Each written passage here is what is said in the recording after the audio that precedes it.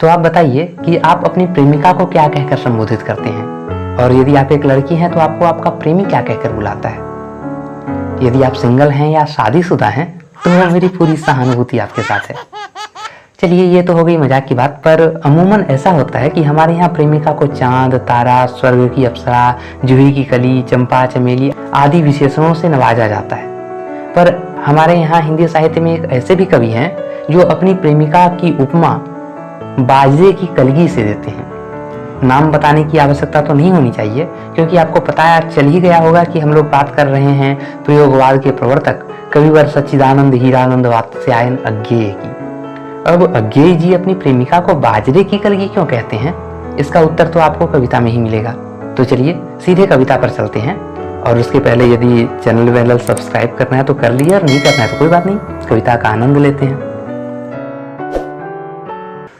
अगर मैं तुमको ललाटी सांझ के नभ की अकेली तारिका अब नहीं कहता, या शरद के भोर की निहार नहाई कुई टटकी कली चंपे की वगैरह, तो नहीं कारण कि मेरा हृदय उथला या कि सूना है, या कि मेरा प्यार मैला है, बल्कि केवल यही ये उपमान मैले हो गए हैं। देवता इन प्रतीकों के कर गए हैं कूच, कभी वासन अधिक घिसने से मुलम्मा छूट जाता है।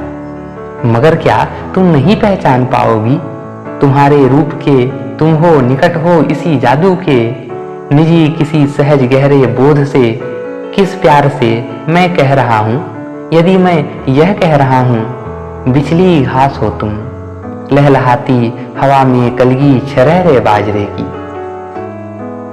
आज हम शहरातियों को पालतू मालंच पर संवरी जूही के फूल से सृष्टि के विस्तार का, ऐश्वर्य का, औदार्य का, कहीं सच्चा कहीं प्यारा एक प्रतीक बिछली घास है, या शरद की सांझ के सोने गगन की पीठिका पर दौलती कलगी अकेली बाजरे की।